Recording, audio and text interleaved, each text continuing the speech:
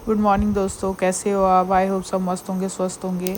और मैं सुबह उठ के नहा धो के फ्रेश हो चुकी थी। फिर मैं किचन में आई थी, मैंने दाल बनाई थी। हमारे पहाड़ में एक खड़ी उड़द की दाल बनाई थी, उसको छौंका देके लगाया मैंने। तो आज मैंने थोड़ा सा लेट ब्लॉग स्टार्ट किया था क्योंकि देर हो गई थी आज उठने में मुझे। फटाफट मैंने कहा टिफ़िन तैयार कर दूँ क्योंकि इनको ऑफिस टाइम पे जाना होता है।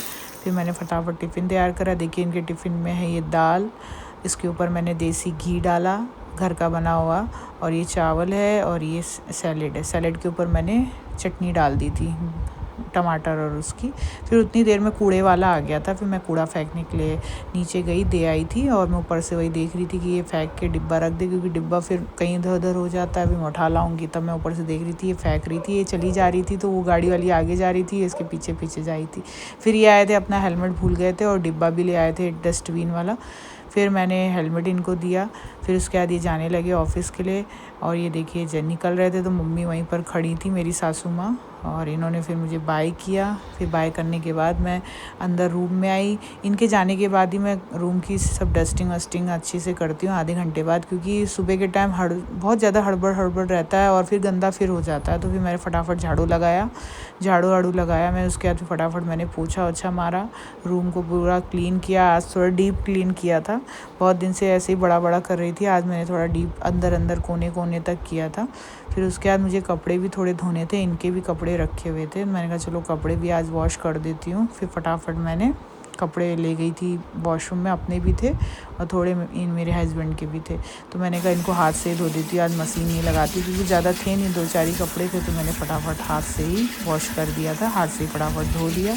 कपड़े वपड़े धो के फिर मैं छत पे गई थी कपड़े लेके। सुबह के टाइम तो इतनी तेज़ धूप थी कि लग नहीं रहा था कि बाहर का मौसम मतलब ऐसा हो सकता है दिन के वक्त। लेकिन अचानक से फिर बाहर का वेदर ही कुछ अलग दिख रहा था, ऐसे लग रहा था कि कुछ अलग ही है वेदर। बाहर गई तो बाहर देखा कि मौसम चेंज हो रहा था, बादल बादल आ रहे थे। मैंने कहा कहीं बारिश ना हो जाए, लेकिन मैंने फिर भी डाल दिए थे कपड़े। मैंने कहा चलो धुल जाते हैं कपड़े फटाफट। फिर मैं छत में लेके कपड़े डाल रही थी। आज थोड़े से कम ही धोए। मैंने कहा कोई नहीं, अगर कल धूप रहेगी तो फिर कल धो लूँगी। फिर देखिए सब कपड़े वपड़े मैंने सब तारों में डाल दिए थे सूखने के लिए। सुबह वाले तो मॉर्निंग में वाले जो मैं नहाती हूँ तो मैं सुबह धो लेती हूँ। उसके बाद मैंने सब कपड़े वपड़े डाले। फिर मैं उसके बाद कपड़े वपड़े डाल के मैं नीचे आ गई थी। फिर बेड को भी थोड़ा ठीक करना था, क्योंकि बेड भी सुबह ऐसे ही पड़ा रहता। कंबल मैं उठा भी देती हूँ, फिर मेरे हस्बैंड सो जाते हैं, लेट जाते हैं जल्दी, वो भी नहा धो लेते हैं, ब्रेकफास्ट कर लेते हैं, उनके बाद टाइम होता है तो थोड़ी देर वो लेट जाते। तो फिर मैंने कंबल अपना बेड बिल्कुल सही किया, मतलब मॉर्निंग के टाइम में ही। मॉर्निंग का टाइम बहुत ज़्यादा बिजी टाइम होता है। फिर उसके बाद मैं थोड़ी देर बैठी थी। फिर दोपहर हो गई थी, मैंने दोपहर अपना लंच किया। वही कल रात की मेरी ये आलू और उसकी सब्ज़ी बची हुई थी कल रात वाली, और ये अभी सुबह की दाल मैंने फटाफट 1 बजे, मैं 1 बजे तक मोस्टली लंच कर लेती हूँ चाहे कुछ भी हो।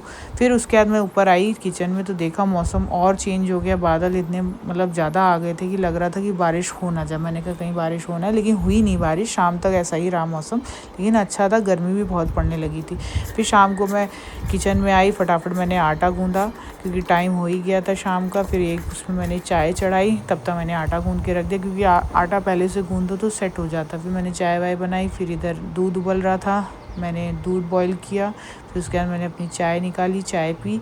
फिर देखिए अभी भी शाम के 5:30 बज रहे थे, लेकिन अभी भी सन देखिए सूर्य देव अभी भी इतने तेज़ हैं कि लग रहा था कि अभी भी गर्मी है। फिर नीचे आई थी, चाय पी रही थी। चाय पीते पीते मैंने मटर छीले थे, क्योंकि आज मुझे आलू मटर की रसेदार सब्ज़ी बनानी थी।